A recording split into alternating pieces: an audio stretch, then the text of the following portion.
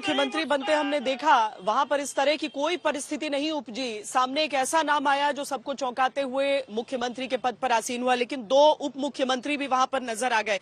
अब अशोक जी, जितना हम देख रहे हैं रस्साकशी इस समय, हालांकि सब कार्यकर्ता ये भी कह रहे हैं कि ये हमारी पहली पसंद है, बाकी तो जो पार्टी तय कर देगी उसको हम समर्थन देंगे। तो ये तो यानी कि विधायक दल की बैठक से पहले की यह तस्वीर है। विधायक दल की बैठक के बाद भी अगर रस्साकशी जारी रहे तब उसे सरफुटौल की श्रेणी में डाला जा सकता है।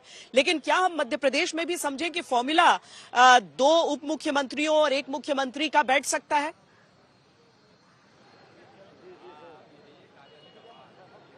की भी पूरी संभावना है, क्योंकि जो इक्वेशंस बिठाने की बात है 2024 को देखते हुए, या बैलेंस बिठाने की बात है कास्ट इक्वेशंस, पॉलिटिकल इक्वेशंस को देखते हुए, जैसे छत्तीसगढ़ में हुआ है, तो मध्य प्रदेश में पूरी संभावना है। और चर्चाएं भी हैं कि अगर एक मुख्यमंत्री होगा तो दो उप मुख्यमंत्री बनाए जा सकते हैं। लेकिन ये सारी तय होगी, पहले तो मुख्यमंत्री का चेहरा सामने आए कि आखिर मुख्यमंत्री कौन होगा।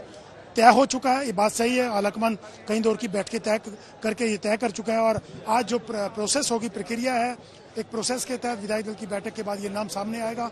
लेकिन उससे पहले समर्थकों की हम बात कर रहे थे, अलग अलग नेताओं के अपने अपने समर्थक हैं, अलग अलग इमोशंस हैं। हर कोई समर्थक ये चाहता है नेता उनका नेता मुख्यमंत्री बने, तो ये एक अलग है। लेकिन पार्टी तय करेगी कौन मुख्यमंत्री होगा, और वो 4 बजे की बैठक के बाद जब 1-1.5 घंटे की प्रोसेस होगी उसके बाद वो नाम सामने आएगा। लेकिन ये पूरी संभावना है कि दो उप मुख्यमंत्री भी पार्टी बना सकती है मध्य प्रदेश में। छत्तीसगढ़ को देखते हुए ये चर्चाएं काफी दिनों से चल रही हैं कि अगर एक कास्ट का ओबीसी का अगर मुख्यमंत्री बनता है। सईद जुड़ना चाह रहे हैं, सईद कुछ कहना चाह रहे हैं, सईद बताइए। श्वेता, आपने ये बहुत महत्वपूर्ण प्रश्न उठा दिया जिस पर बहुत कम चर्चा हो रही है।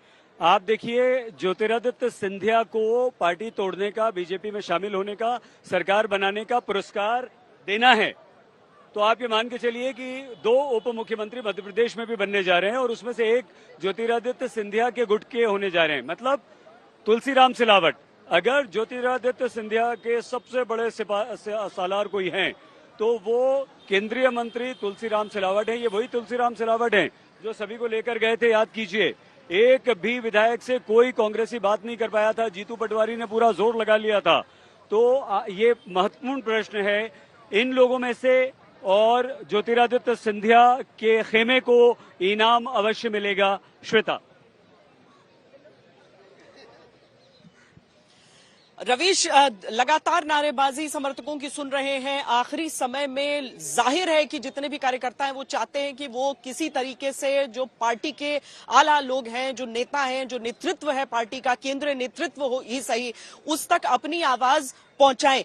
सईद के साथ जो समर्थक नजर आए उनका यह कहना था कि हम अपने पसंदीदा उम्मीदवार का नाम तो ले रहे हैं, लेकिन आखिरकार तय पार्टी को करना है और उसके बाद सब उसके साथ ही रहेंगे। क्या आपके आसपास जो समर्थक, जो कार्यकर्ता दिख रहे हैं वो कुछ इसी तरह की बातें कह रहे हैं, या फिर वो बस अडिग हैं जिसका नाम ले रहे हैं उसको लेकर? जी बिल्कुल, हम सीधे उन्हीं कार्यकर्ताओं से बात कर लेते हैं जो लगातार नारेबाजी कर रहे हैं, क्योंकि इससे पहले नारेबाजी नहीं देखी गई थी भाजपा में कभी भी। अब इन्हीं से जानते हैं। आप लोग बताइए कि प्रहलाद पटेल का फोटो आप लोग लेके क्यों खड़े हैं, जबकि अभी तो कई सारे नामों पे चर्चा होगी ना? नहीं, चर्चा तो होगी। उसी चर्चा से अगर नाम परिवर्तन होता है, धरती पुत्र नर्मदा भक्त ऐसे व्यक्ति को बनना चाहिए। नहीं बनते तो नहीं बनते। हमारी बढ़ा से हम निकाल रहे हैं कि बने। जो संगठन गाइडलाइन की बात है, पार्टी के बेस्ट काय करता है। प्रहलाद पटेल देश के वो हीरा है, अपनी संपत्ति को मध्य प्रदेश सरकार को दान कर दी। 3600 किलोमीटर की परिक्रमा नर्मदा मैया की 3 बार कर ली। सबका साथ, सबका विकास। तो मुख्यमंत्री बनने ना बने, नहीं बन पाई उम्र से। अरे मुख्यमंत्री बने 3 दिन पहले लिफाफा आ गया उनका, तो पेका ही हो गया, आ गया, क्लियर है। अब तो उसी भड़ा से निकाल रहे हम और तुम। पेका ही हो गया, खेला हो गया भाई, तो खेला हो गया, कदम का है, खेला हो गया पहले ही। खेला लिफाफा खुलना बाकी ना, और कुछ बताइए, खेला पहले ही हो गया, खेला हो गया, खेला पहले। पीएम मोदी का मुंह मीठा आप लोग नरसिंहपुर के गुड़ से हैं। अमित शाह मोदी जी की पहले पसंद सिर्फ प्रहलाद पटेल जी। क्यों ना? वो पैसे को कमाने की सोचते हैं, ना कुछ करना है। सबका साथ, सबका विकास, सबका विश्वास, ठीक है ना? राजनीतिक शुचिता का उदाहरण है माननीय प्रहलाद जी और सिद्धांतों की राजनीति। भाजपा में तो ऐसा होता नहीं था, इस तरीके से नारेबाजी। ये उमंग और उत्साह है, ये कोई नकारात्मक हम लोग नारेबाजी नहीं कर रहे हैं, क्योंकि ये उमंग और उत्साह है हम लोगों का और हम लोग चाहते हैं कि आदरणीय प्रहलाद जी सीएम बने। लेकिन ऐसे नारेबाजी से आपको लगता नहीं कि अगर वहाँ पे आला कमान तो वो इस बात से नाराज नहीं होगा कि अभी तो अंदर हम विचार ही कर रहे हैं और वहाँ नारेबाजी शुरू हो गई? नारेबाजी नहीं हो रही है, समर्थक हैं, अपना अपना समर्थक कर रहे हैं। बाकी ये जो हाईकमान आदेश करेगी वो होगा। बाकी मामा को बहनाएं बहुत प्यार करती हैं और मामा को अगर मामा आते हैं तो बहुत अच्छी बात है। अगर मामा आते हैं बहुत अच्छी बात है, और अगर मामा नहीं आते तो दूसरा चेहरा कौन? चलिए, प्रहलाद कोई भी आ पटेल जाए, का समर्थन भाजपा कर रहे हैं, में लेकिन सब कह अच्छे रहे हैं चेहरे अगर हैं। मामा भी आते हैं तो भाजपा अच्छी में बात है। सहित भड़ास निकाल रहे हैं, ये कह रहे हैं सब समर्थक, कह रहे हैं कि हम भड़ास निकाल रहे हैं अपने दिल की। लेकिन एक तो ये दावा कर रहे हैं कि 2 दिन पहले वो बंद लिफाफा आ चुका है, जिस बंद लिफाफे के भीतर प्रहलाद पटेल का नाम है और बस खेला हो गया है। क्या वाकई कोई खेला हो सकता है वहां पर नाम को लेकर? नहीं श्वेता, नाम तो देखिए आ चुका है दिल्ली से। नाम नरेंद्र मोदी और अमित शाह ने भेज दिया है। जेपी नड्डा सुबह से, आप इसको इस बात से इस तरह से समझिए कि मनोहर लाल खट्टर से सुबह से बात कर रहे थे, निर्देश दे रहे थे आपको क्या करना है, कैसे करना है, कहां जाना है, किससे मिलना है।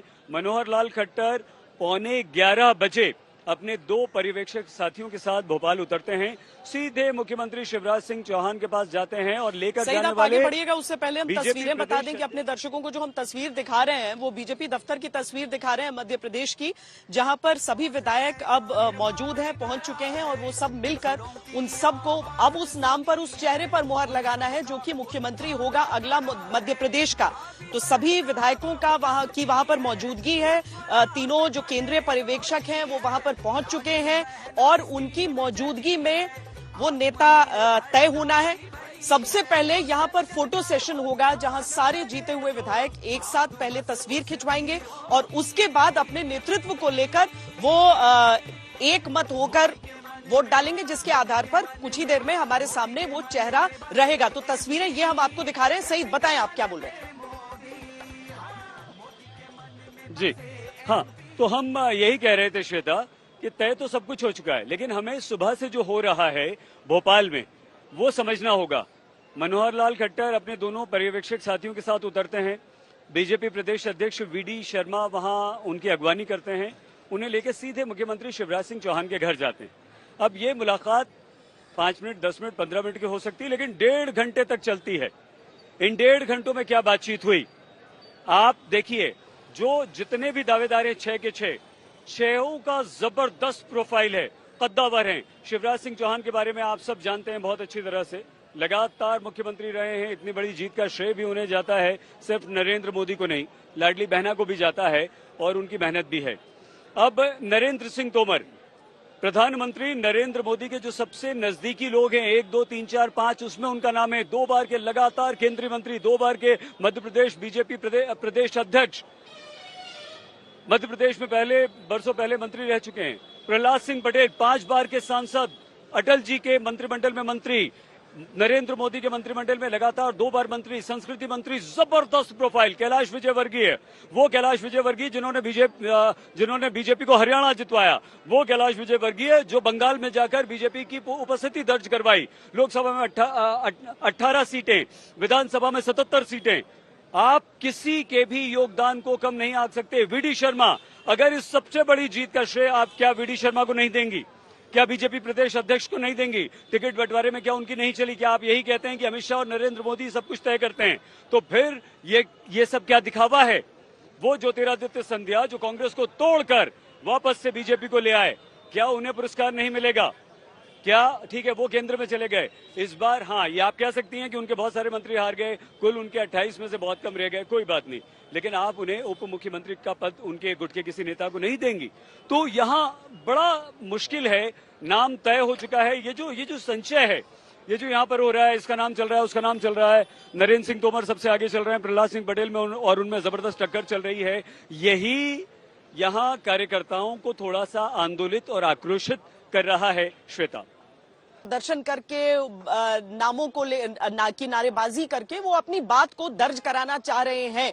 लेकिन इस सब के बीच जो परिस्थितियां हैं उसमें अशोक जी ये भी समझने की आवश्यकता हो जाती है कि अगर हम एक मुख्यमंत्री और 2 डिप्टी की बात करते हैं तो बहुत सारे ऐसे नेता हैं नहीं इनमें जिनकी प्रोफाइल एक डिप्टी सीएम से के साथ चल सकती है। जैसे नरेंद्र सिंह तोमर हो गए, वो एक सीनियर मंत्री केंद्र से जो कि विधायकी का चुनाव लड़कर और उसके बाद अपना इस्तीफा देते हैं, या फिर शिवराज सिंह चौहान जो कि मुख्यमंत्री रहे हैं इतनी बार से, भारतीय जनता पार्टी के इकलौता सिटिंग चीफ मिनिस्टर जिसने अपना चुनाव इन 5 राज्यों के चुनावों में निकाला, किसी पार्टी का कोई नेता सीएम नहीं निकाल पाया। उसके बाद हम अगर प्रहलाद पटेल को भी देख लेते हैं तो उनका भी कद उसी अनुसार नजर आता है। यानी कोई भी आप ऐसा चेहरा नहीं बता सकते हैं कि हाँ देखो ये तो सीएम और ये 2 डिप्टी सीएम हो जाएंगे। इसमें कई नाम चौंका सकते हैं। बिल्कुल श्वेता, कोई भी नाम आ सकते हैं और किन्हीं नामों को भी पार्टी आगे बढ़ा सकती है। लेकिन जहां तक चेहरों की बात है कि कद्दावर हैं वो डिप्टी सीएम से बड़े नाम हैं, लेकिन मैं आपको बता दूं महाराष्ट्र का सबसे बड़ा उदाहरण है देवेंद्र फडणवीस। 5 साल मुख्यमंत्री रहे, उसके बाद वो डिप्टी सीएम रहे। जो मुख्यमंत्री उनकी मंत्रिमंडल में कैबिनेट मंत्री के तौर पे काम कर रहे थे एकनाथ शिंदे, वो उनके मुख्यमंत्री बन गया, उनके डिप्टी हो गए देवेंद्र फडणवीस जो कि उनके मुख्यमंत्री हुआ करते। तो कुछ भी पॉलिटिक्स में कहा नहीं जा सकता, कभी भी संभावनाओं का खेल है राजनीति। कब कौन कहां बैठेगा, किसकी किस्मत खुलेगी और क्या पोजीशन मिलेगी, वो सब पार्टी आलाकमान तय करेगा। क्षेत्रीय समीकरणों को देखते हुए, जातीय समीकरणों को देखते हुए 2024 में, बार बार ये बोल रहा हूँ, 2024 सबसे बड़ा निशान है, टारगेट है बीजेपी के लिए इस वक्त इन तमाम राज्यों में चुनाव जीतने के बाद। तो वो तमाम चीजें देखनी होंगी, क्षेत्रीय समीकरण बिठाना, संतुलन बिठाना होगा, क्योंकि मध्य प्रदेश के जो रीजनल बैलेंसेज हैं, किस क्षेत्र से किसको प्रतिनिधित्व दिया जाना जरूरी है, आगे को देखते हुए वो तमाम चीजें हैं। इसलिए डिप्टी सीएम कोई भी हो सकता है, मुख्यमंत्री कोई भी हो सकता है। ये बीजेपी में सरप्राइज एलिमेंट हमेशा से रहता है। किसी ने सोचा नहीं था कि देवेंद्र फडणवीस महाराष्ट्र के मुख्यमंत्री 5 साल रहने के बाद उनको डिप्टी सीएम बनाया जाएगा और उस ऐसे व्यक्ति के अंडर बनाया जाएगा जो उनके मुख्यमंत्री के तो रहते एक मंत्री थे। तो ये बीजेपी में 2014 के बाद की जो पॉलिटिक्स है वो सरप्राइज की पॉलिटिक्स हो गई है। जो आदमी सोचता है वो नहीं होता। बहुत बार जो नाम चल रहे हैं कई बार उसके अलग नाम आ जाते हैं। हमेशा से जो राजनीतिक गलियारों में चर्चा होती है, जो मीडिया में चर्चा होती है, कई बार उनसे अलग कोई नाम आ जाता है। बहुत से ऐसे उदाहरण हमने देखे हैं श्वेता। लेकिन देखना होगा पहले तो मुख्यमंत्री के तौर पे किसका चेहरा आता है, फिर बचे हुए नामों में जो सेंटर से आए उनमें से 2 डिप्टी सीएम होंगे, या यहाँ पे जो स्टेट की पॉलिटिक्स कर रहे थे, जो स्टेट लीडर्स थे, उनमें से 2 डिप्टी सीएम बनाए जाएंगे। वो देखना होगा, क्योंकि सारा विधायक दल की बैठक के बाद चीजें निकल के आएंगी सामने। लेकिन इतना जरूर होगा, 2024 टारगेट होगा। क्षेत्रीय और जातीय समीकरणों को देखते हुए मुख्यमंत्री और 2 डिप्टी सीएम तय किए जाएंगे, ये पक्के तौर पर होगा। लेकिन पहले मुख्यमंत्री कौन आएगा उसके हिसाब से ही उनके 2 डिप्टी तय किए जाएंगे।